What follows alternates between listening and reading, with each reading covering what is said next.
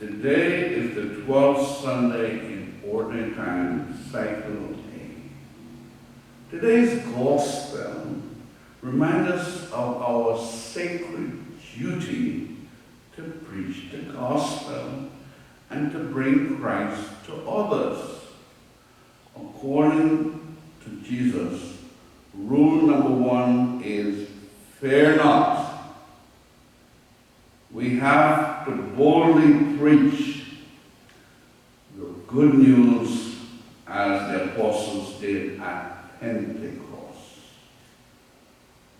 We have to boldly preach the gospel like the members of the early church, who in spite of facing the loss of property and persecution, or even death, were faithful to the command of Jesus to spread his word. We do not at this time have to fear persecution for religious beliefs. However, things may change.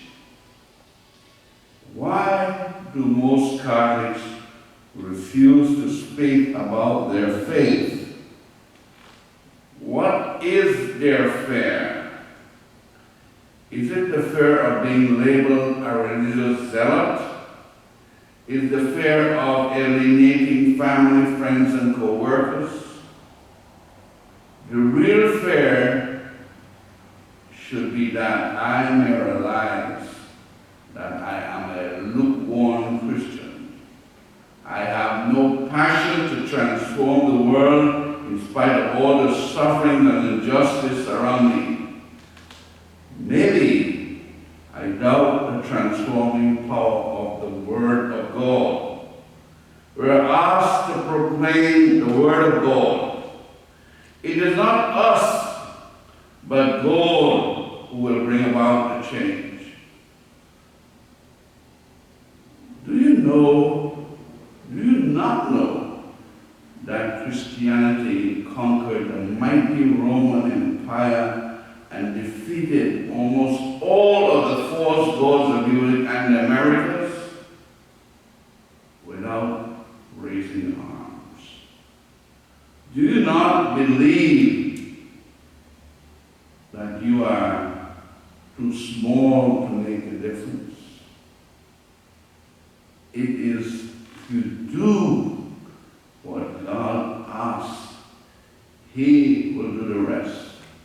Our mission is to preach the gospel will be full of challenges.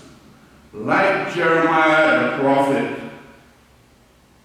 there will be times when we may feel dejected, rejected, and even threatened.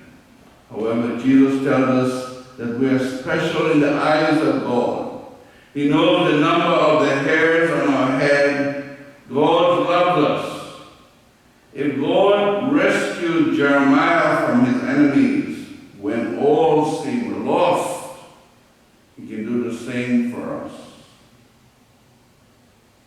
Have you ever continuously asked someone to do something and they always ignore you?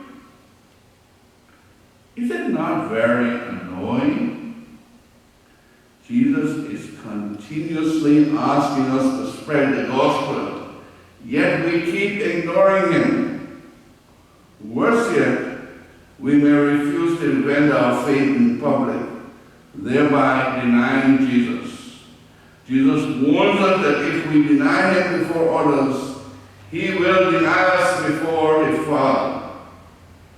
This means that in spite of all the other good deeds we have done, we may be denied entry into heaven. The hardest teachings of Christ are those on forgiveness and love of enemies.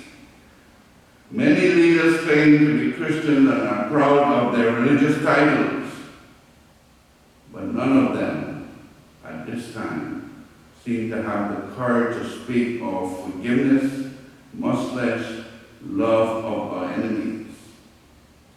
we have to preach the gospel of Christ, whether it is popular or unpopular. We have to trust the Jesus and the teachings.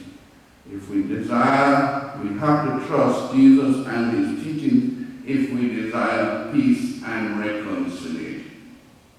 It is very important that we not only preach the gospel, but also model the gospel with our lives. I read something from a man called Hanaya Bianchi. He talks about why Catholics do not feel like preaching. The modern notion of religious relativism holds that all religions are equal.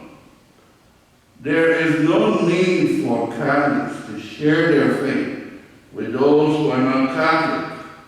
Non-Catholic beliefs are equally valid, and it is offensive to suggest that individuals abandon their faith for Catholicism. With revolution becoming more prominent, not something we approve of, relativism, the idea of Catholic missionary work has declined, and with it, the vibrancy of the Catholic culture that accompanies it.